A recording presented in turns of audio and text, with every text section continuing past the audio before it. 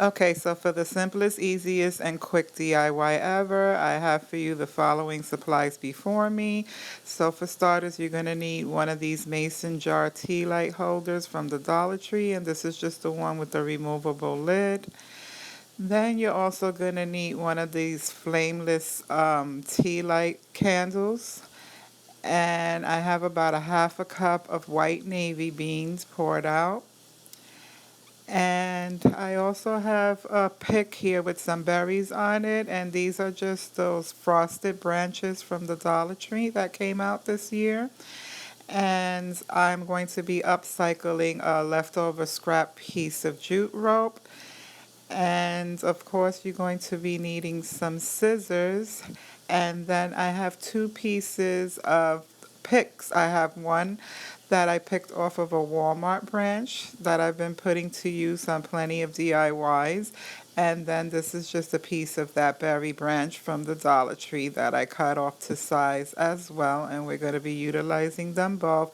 And then, of course, you're going to need the scissors to cut off a piece of this ribbon, which I already went ahead and did. So if you want to see how all of this stuff comes together, then all you have to do is keep right on watching.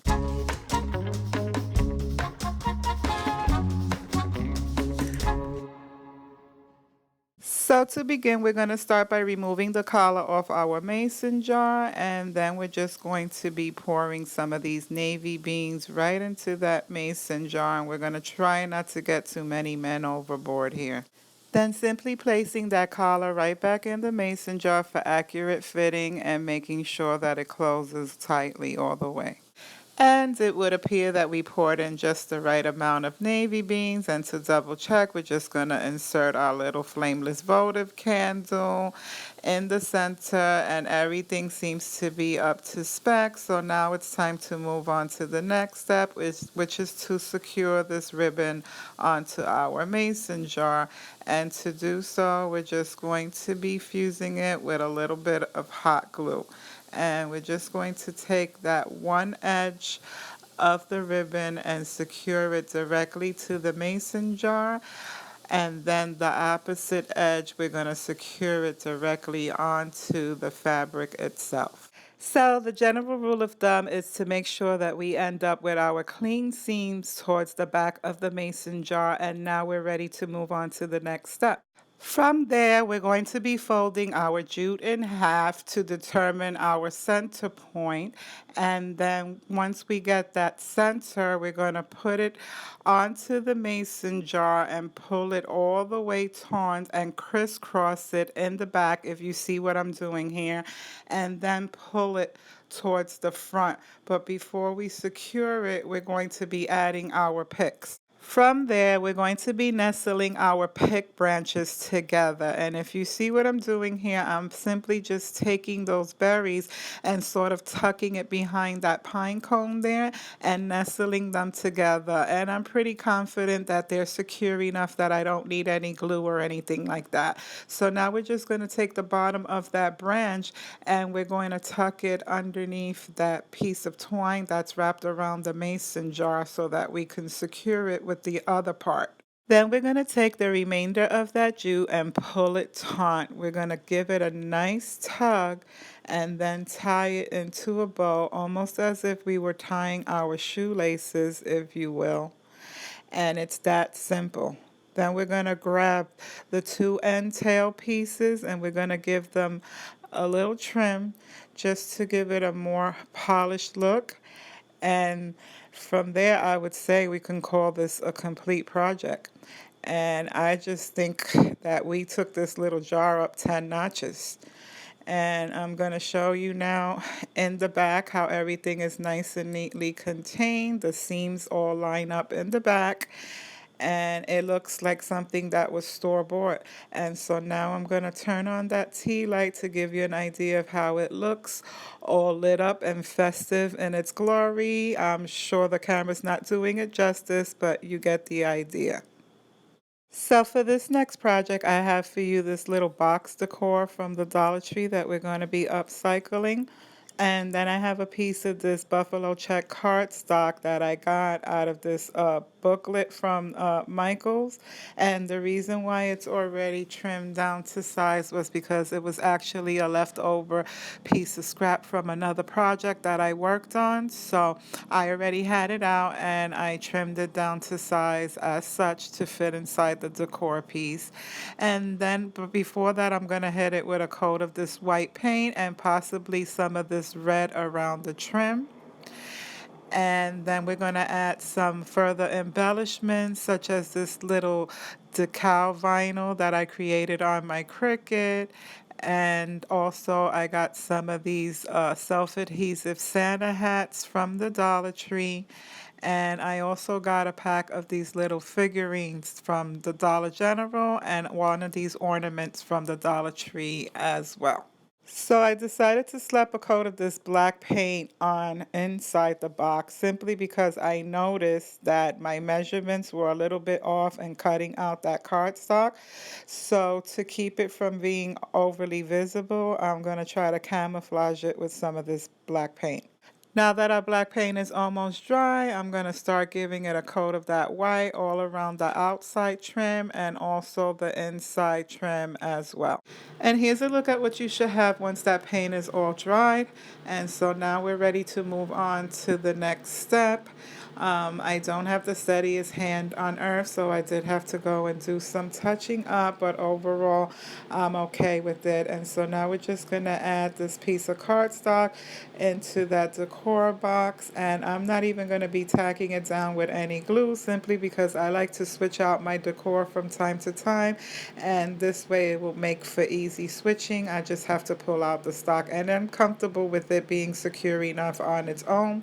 And so now we're just going to be attaching this little vinyl decal that I created on my Cricut. So I'm just going to be removing that transfer tape off its backing and simply placing our vinyl image right on top of that cardstock. And I'm trying to place it more towards the top point of the decor piece, if you will, simply because I know I'm going to be adding further embellishments to the bottom portion, so I don't want it to be exactly centered. And now I'm just pressing it down with my fingers before going over it with my scraping tool. So next I have one of these little vintage red trucks that came on this wired hook, and these came in a pack of 4 from the Dollar Tree.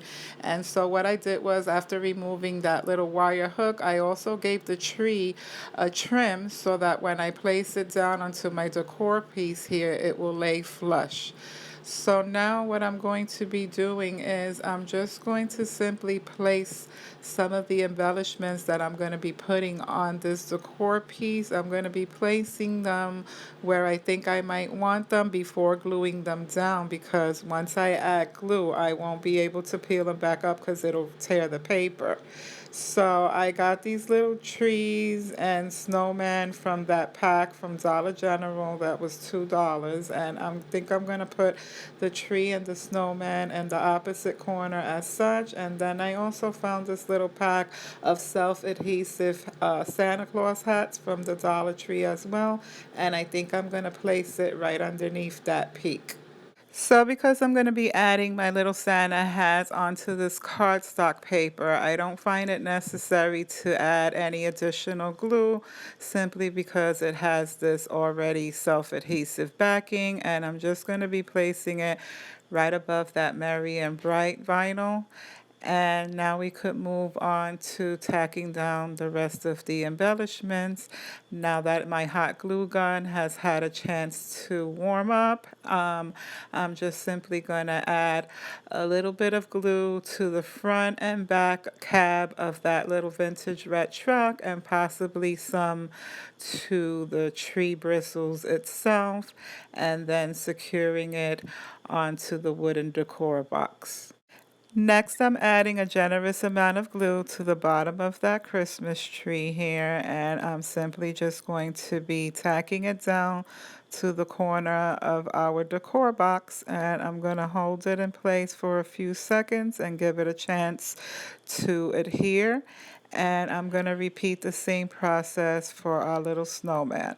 So because I felt like it needed a little something extra, I decided I was going to be attaching one of these already made bows to it. So I did have to go and make a few adjustments to my ribbon here before attaching it to the box because the bow was a bit long in its original state, so I did have to shorten it.